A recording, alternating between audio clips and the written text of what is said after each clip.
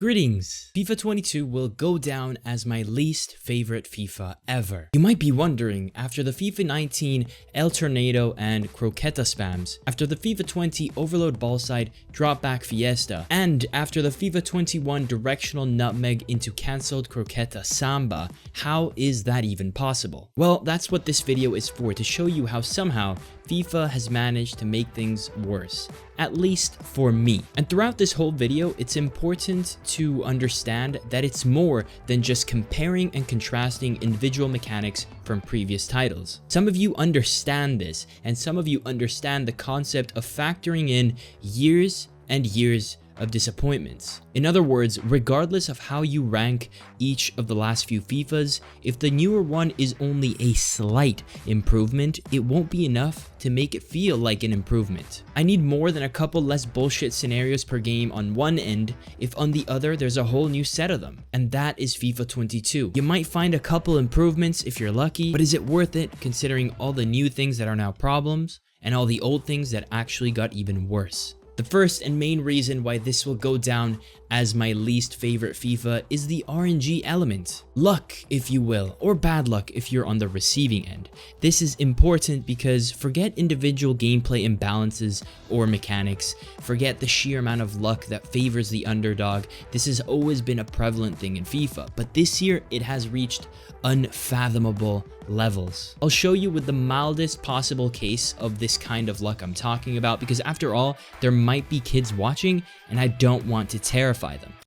But just imagine you're in a game of FIFA in division rivals and you go 1-0 down in a game like this. Unlucky rebound, of course, but you put him in that situation. It's fine, we can accept this. Now imagine you then make it 1-1. You're then on the attack, you're overlapping the fullbacks because you are willing to take risks to get numbers up. This perfect situation happens, but the gameplay responsiveness kicks in, messes things up. Clearly, I meant for this to be a pass to my fullback, but instead it went the opposite direction. If you know, you know. All of this kickstarting a counterattack where although my opponent does everything perfectly, it's tough to swallow knowing what I was going through gameplay responsiveness wise. But again, not an excuse, it's okay, we accept the game so far, no issues. Even if Eusebio can't convert the first time or the second time, still, we're fine, totally, no issues. Eventually 2-2 with Ben Yedder, finally a level score. Can we then get the lead? The opening to get it was there, but the 180-degree pass is off,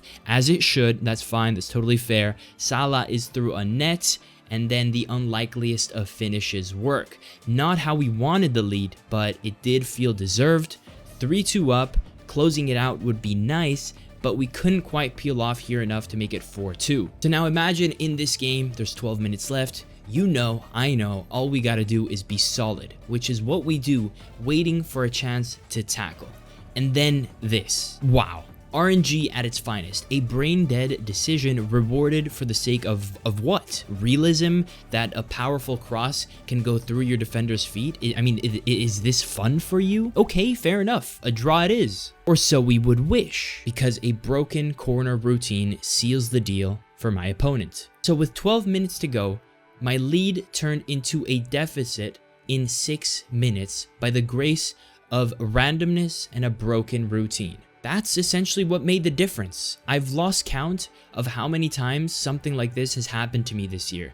To call it common would be an understatement. You are then left there after the game perplexed as how both of you can make a bad decision, but only one of you will get a good outcome from it. The same way I'm okay with my open pass not working because it was a 180-degree pass, my opponent should clearly be okay with this driven pass never leading to a goal. Two different outcomes for the same bad decision. But if I'm gonna be honest, I felt like my bad decision was a lot less bad, because at the very least there was an opening. Unfair, random, and sickening. That is the core of FIFA 22. We are all passengers in an AI-driven mess of a game that is dictated by luck and unfair advantages. The foundation is abysmal, and on top of that, here are the mechanics and gameplay aspects on top of this foundation. Tackling. Winning the ball back has never been absolutely perfect on FIFA, but if on one side you have perfection and on the other side you have disaster, in terms of tackling,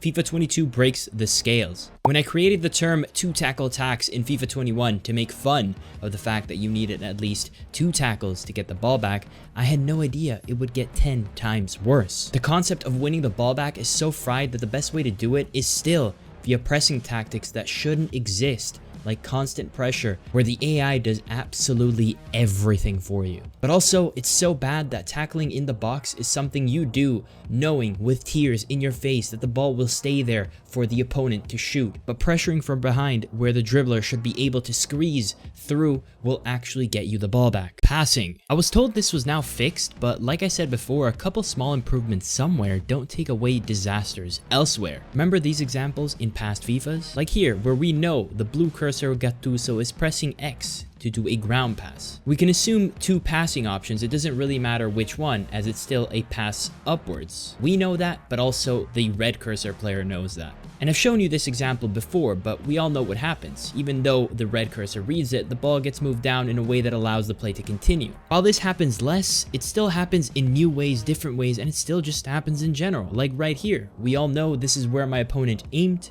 I moved there preemptively, knowing the trajectory the game should have chosen, but the game corrected it to go where I was previously standing so that the play could continue. What about this bullshit thing where a pass straight into you leads to this realistic bounce back? Great, realism. Now, is it worth it knowing a bad pass or a good interception won't lead to you winning it back because realism Andy wants to never know what's gonna happen? This is a video game, man. Just let the person who intercepts it retain the ball. It wouldn't kill you for these examples to lead to the interceptor to keep the ball. Who cares about these animations and realism? Just let the interception happen. Let's also talk about the fact that FIFA 22 is such a slow game that people are pretty much using exclusively driven passes to play the game. It's kind of ridiculous when you think about it. When you think about people shooting cannons at each other and their teammates because you can't play without it. Shooting. Yeah, long shots aren't as bad as they were pre-patches, but I still need to understand what people love so much about finishing from close range being so hard because keepers are insane. I enjoy keepers having a bigger role. Is FIFA 22 for I like giving away 1v1s knowing I can get away with it on one end,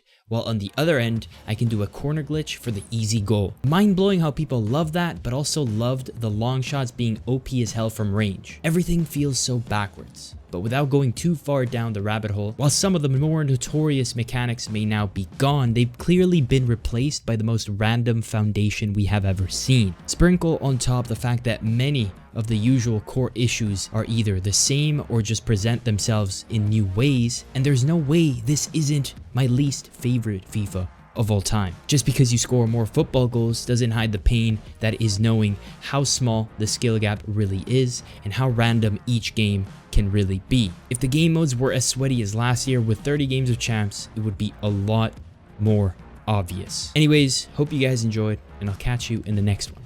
Peace.